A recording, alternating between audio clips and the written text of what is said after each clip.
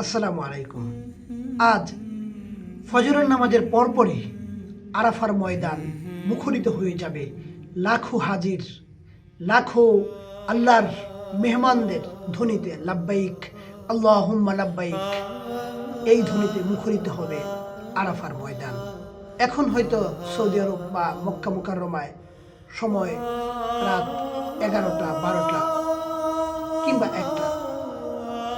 আজ সারাদিন হাজী সাহেবগণ মিনায় অবস্থান করেছিলেন এবং এখান থেকে দলে দলে সন্ধ্যার পর থেকে আরাফার ময়দানের দিকে রওনা দিয়েছেন এবং আজ ফজরের আগেই সবাই আরাফাতে পৌঁছে যাবেন।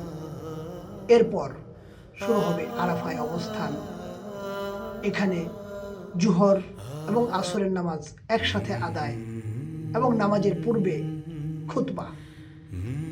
এই আরাফার অবস্থানকে ঘিরেই এই আরাফাতে একবার একটু সময়ের জন্য অবস্থান করার জন্যই প্রতিটি মুসলমানের হৃদয় কাঁদে।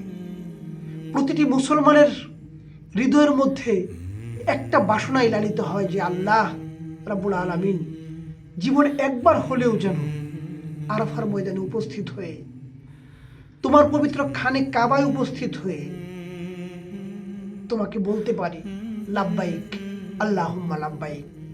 হে মহান আল্লাহ, আজকে যে সমস্ত হাজীগণ পবিত্র আরাফায় একত্রিত হয়েছেন তাদের হজ আপনি কবুল করুন এবং আমাদেরকেও আপনি আরাফার মেহমান হিসাবে কবুল করে নিন। আমিন।